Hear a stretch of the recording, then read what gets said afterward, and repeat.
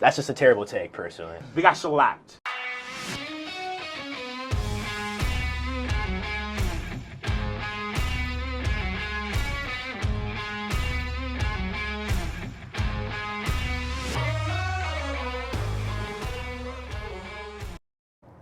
Good evening, everyone, and welcome to today's starting lineup. I'm your host, Jacob Aries, and tonight I'm joined by Eve Shaver and Alexia Waterman. Now, this is both your first time doing the starting lineup. How are you two feeling tonight? I would say I'm very excited. I can't wait to dive into Arizona sports. And what about you, Alexia? I agree. I'm also really excited. I love all things sports related and the spirit that U of A brings, so I can't wait to discuss it. Well, thank you so much for having you guys on. I know you're absolutely going to rock this, and let's get right into it. We're going to right now discuss all of the best scores, saves, and sprints of the past week as we roll right into Arizona Roundtable to go over Wildcat action. It's been 2 weeks since we had an Arizona Roundtable because of our first edition of the A-List, which was our entertainment show last Wednesday. That means we have that much more clutch moments to cover. Eve, let's start with you. What can you tell us about women's golf and their season so far? Yes, let's tee things off with the Arizona women's golf team and their 3-day outing at the Golf Week Red Sky Classic in Vail, Colorado.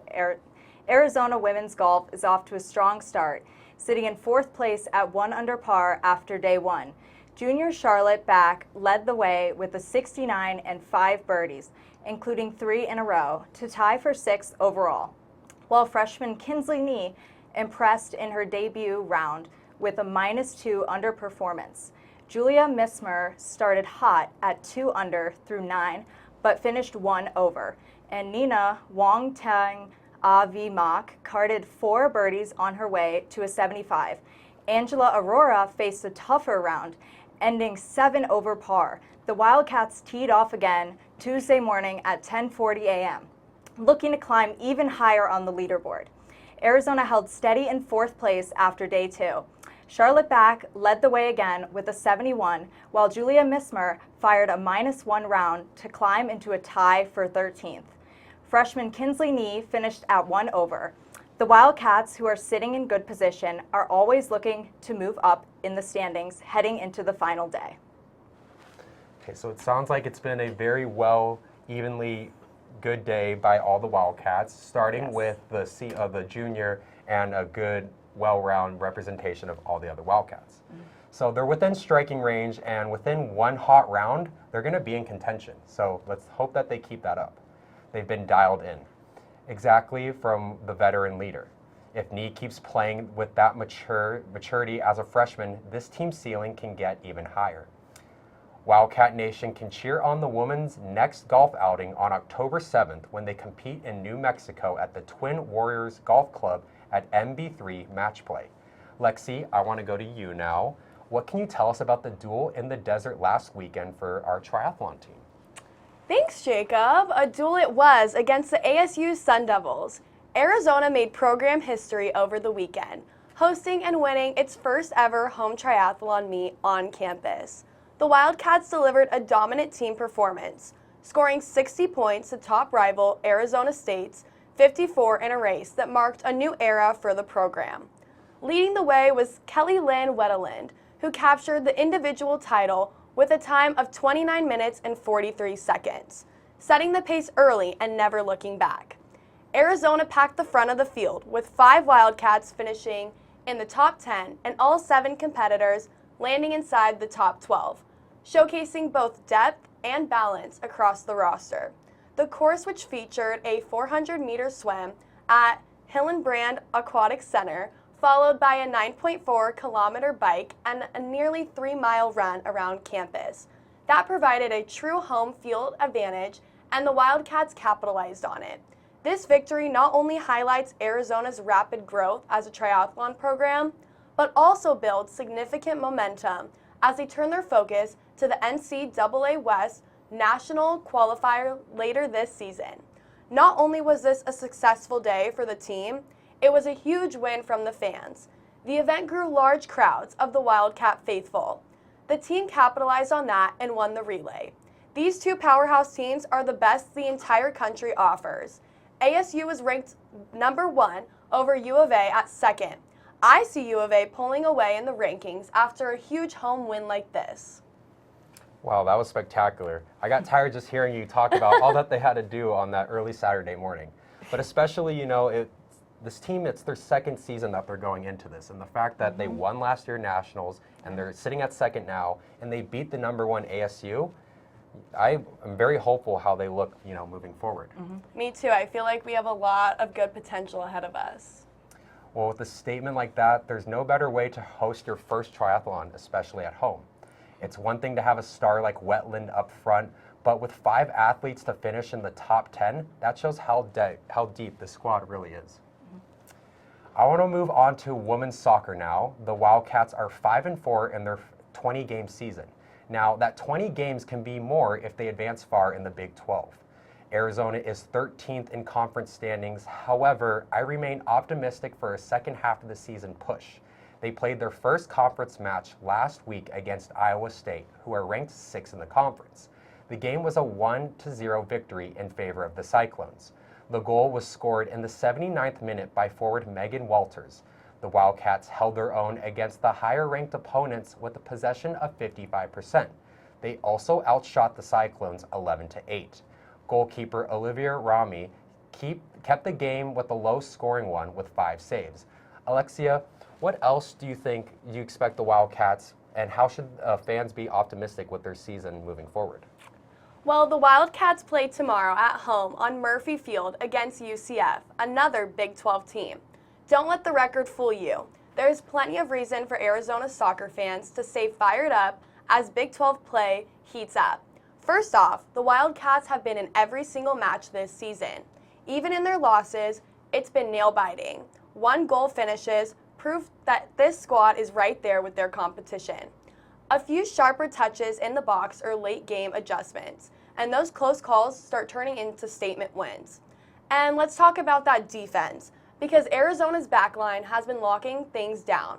They're limiting shot totals, staying disciplined under pressure, and keeping the Wildcats in striking distance deep into matches. With a couple of key stops or a clean sheet or 2, this team can flip the script and ride that momentum straight up the Big 12 standings. Bottom line, the margins are razor thin, and Arizona's right on the verge. If they tighten up just a little more in those critical moments, this team is poised to make noise in conference play.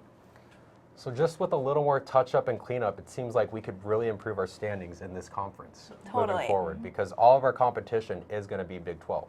Yeah, I agree. I agree, because those were some really great in-depth responses. And how to tackle the season moving forward, Eve, I want to pose the same question to you. What do you think?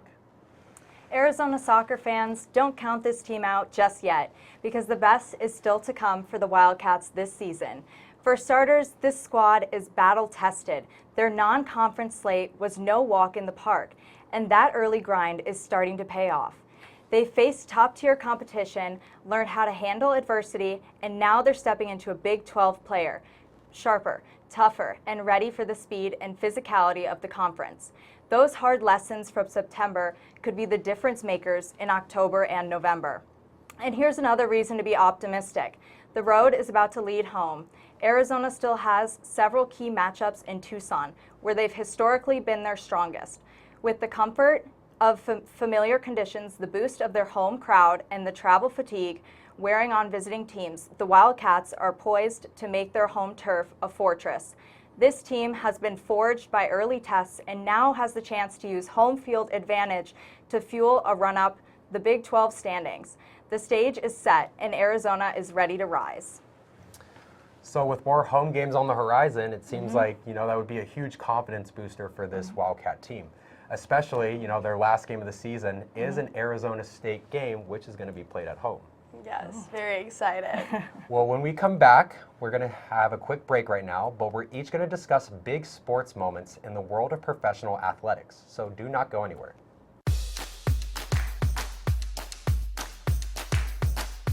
I'm Kate Condon, and you're watching UATV3. This is Madeline Heinrich, and you're watching UATV3. I'm Jaden Zelm. I'm Demetra Alarcon. I'm Carly Siegel. I'm Delaney Penn. I'm Gabby Rosenberg. I'm Rachel. My name's Simone. I'm Isabella Will. I'm Avery Klein. I'm Joey Bernal Alonso. And I'm Pablo Rojas. And you're watching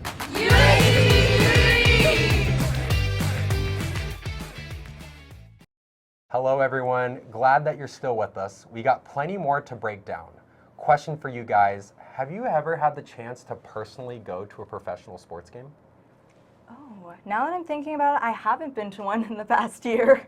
What about you, Alexia? Yeah, definitely not in the past year, but a few years ago when the Chargers transferred to LA and they entered SoFi Stadium, me and my family went to a game against, I believe, Minnesota Vikings, and that was super fun to see. Unfortunately, the Chargers did lose, but it was fun to see. Well, I too went to a Chargers Kansas City Chiefs game last year where Ooh, the that's Chargers did lose, but the reason why I brought this up is because Arizona currently has a lot of professional sports going on and their seasons are about to go into the postseason. So right now we're going to jump into the past week and we're going to showcase a segment called In Case You Missed It.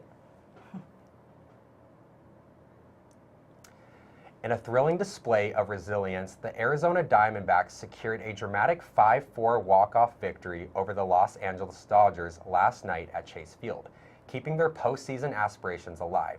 Trailing 4-0 after 6 innings, the Diamondbacks mounted a comeback in the 7th, ignited by Adrian Del Castillo's pitch-hit 2-run homer and James McCain's RBI double, narrowing the deficit to 4-3. In the 9th, Dodgers closer Tanner Scott faltered, hitting Ildemaro Vargas and walking Tim Tawa to set the stage. James McCann's strategic bunt advanced the runners, and Jorge Barbosa tied the game with a sacrifice fly. With 2 outs and a full count, Geraldo Permado delivered a clutch single to left field, scoring Tawa for a walk-off win. This victory not only showcases the Diamondbacks' depth and composure, but also places them just 1 game behind the final national wild card spot, intensifying the playoff race with 5 games remaining. Looking ahead, the Diamondbacks have a pivotal series against the Dodgers, and a strong finish could secure their spot in the postseason. The Diamondbacks need to win 2 more games to lock up a spot, but their fate isn't entirely in their own hands. They're competing with the New York Mets and Cincinnati Reds for a wild card berth, so their chances also depend on how those teams perform over the final stretch of the season. Eve, I want to hear now about your In Case You Missed It. What do you have for us? My In Case You Missed It was tightly contested. NFC West showdown where the Arizona Cardinals fell just short, losing 16-15 to the San Francisco 49ers at Levi Stadium. Quarterback Kyler Murray completed 22 of 35 passes for 159 yards and 1 touchdown, connecting with tight end Trey McBride for a 1-yard score in the 4th quarter. The Cardinals' defense played admirably, holding the 49ers to 16 points and forcing a safety late in the game. However, a last-second 35-yard field goal was kicked by Eddie Pinheiro, sealed for the victory for San Francisco. The Cardinals' offense struggled to establish a consistent ground game, with running back James Conner contributing 22 rushing yards before suffering a foot injury that has put him out of the season. The offensive line, already dealing with injuries to Paris Johnson Jr. and Calvin Beachum, faces additional challenges with Conner's absence. Offensive coordinator Drew Petzing will need to adjust the game plan to accommodate these changes. Looking ahead, the Cardinals will host the Seahawks at State Farm Stadium in Glendale tomorrow. This matchup is crucial for Arizona's playoff aspirations, and fans can expect a high-energy game as the team aims to rebound from this narrow defeat. And that is a tough break for fans last night, especially previously, losing in that fashion as well as losing James Conner. So that's going to be a little hard to move forward with, but hopefully, you know, they do get to play tomorrow against the Seahawks. So we'll see how they adjust from this past loss and hopefully capitalize on some more wins. All right, Alexia, I want to now move to you. What was your In Case You Have Missed It? Well, guys, in case you missed it, it was an electrifying WNBA semifinal matchup. The Phoenix Mercury staged an incredible comeback to defeat the Minnesota Lynx, 89-83 in overtime, tying the series at 1-1. The Mercury found themselves trailing by 20 points in the first half, but strong defense and relentless offensive pushes turned the game around in the second half. Santos Sabally led the team with 24 points, including 11 in the crucial fourth quarter. Hitting key three-pointers and driving to the basket with confidence, All-Star guard Alyssa Thomas contributed 19 points, 13 assists, and 7 rebounds, showcasing her leadership and court vision, while Brianna Green and Riley Holmes provided timely support with defensive stops and crucial buckets. The Mercury capitalized on 18 turnovers by the Lynx, converting them into 21 points, and hit 8 three-pointers in the second half and overtime, demonstrating their depth and clutch shooting ability. Head coach Nate Tibbetts praised his team's mental toughness, highlighting the importance of staying composed under pressure. The series now moves to Phoenix for Game 3, set to tip off Friday at 6:30 p.m. Yeah, I want to, especially being down 20 points and still having that mental, clarity of being committed to staying in this game. They were able to rally. It started with Sabally, and the whole team just seemed to rally amongst each other, and so I really praise them, and that was a very good part on them, and they're able to come back and hopefully win the series against a very dominant Lynx team. Let's hope. When we return, Wildcat football is set to make their first home away game of the season against Iowa State. We're going to break that down with some strategy for this Big 12 matchup.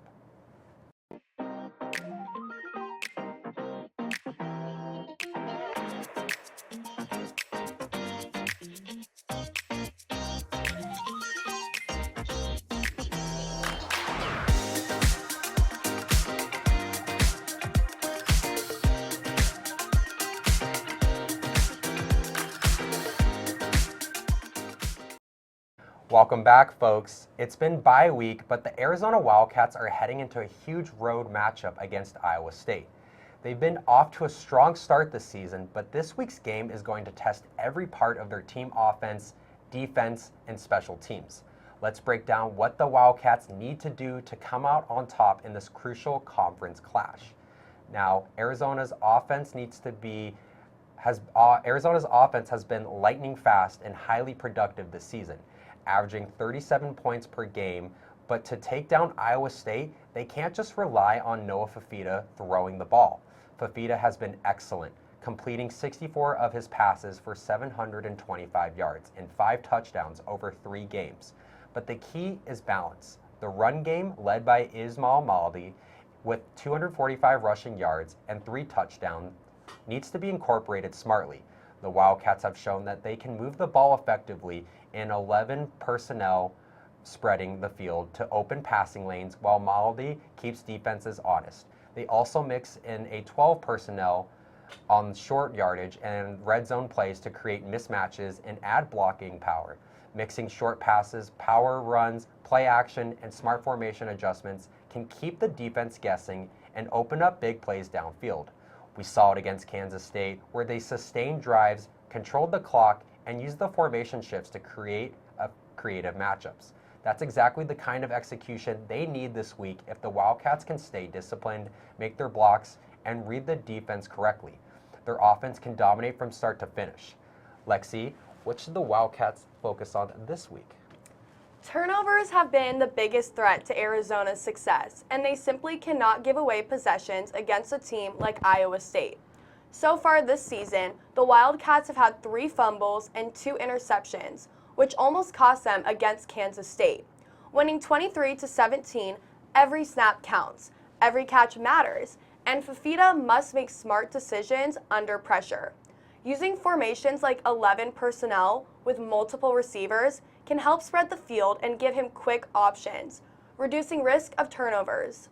Ball security in the red zone is crucial because one mistake can swing momentum and turn a potential win into heartbreak. This week, the offense needs to be clean, disciplined, and decisive, carry the ball securely, communicate on every play, and execute the game plan perfectly. If they can do that and use their formation flexibility to their advantage, they'll give themselves the best chance to come out on top. Well said, Alexia. Especially against this number 14th ranked team in the country, Iowa State has been an absolute powerhouse, In order to have a clean game, that 12-man personnel rotation on the floor is going to help execute the game and not get caught in this interception battle. Yeah. Now, Eve, I want to go over to you. I want to hear about your takeaways that Arizona should execute for this game coming up. Thank you, Jacob. Arizona's defense has been rock solid, allowing just 15 points per game, but Iowa State is going to test them like never before.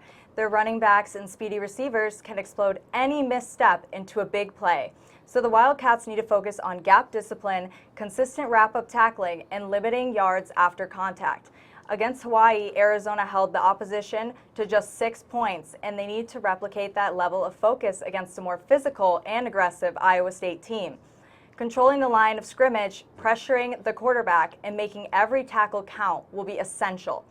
If the defense plays like they have in the first 3 games, staying disciplined, shutting down big plays, and forcing turnovers, the Wildcats will keep the game close and give their offense the chance to take control, the clock, and score when it matters most.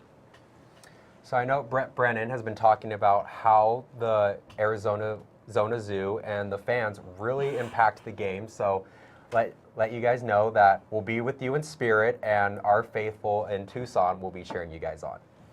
So that was our, if you had it, it's all about offense, defense, and ball security, which is going to be crucial for this week. If they can balance their attack and stay disciplined with the football, play strong, and adjust that defense, Arizona has a real shot to take down Iowa State. Fans should expect a physical, fast-paced battle with the Wildcats executing on all fronts. This could be the game that defines their season. Stay tuned in. It's going to be one that you do not want to miss. Now we're going to take our final break of the night, but when we return, we're going to showcase and close out with some messages.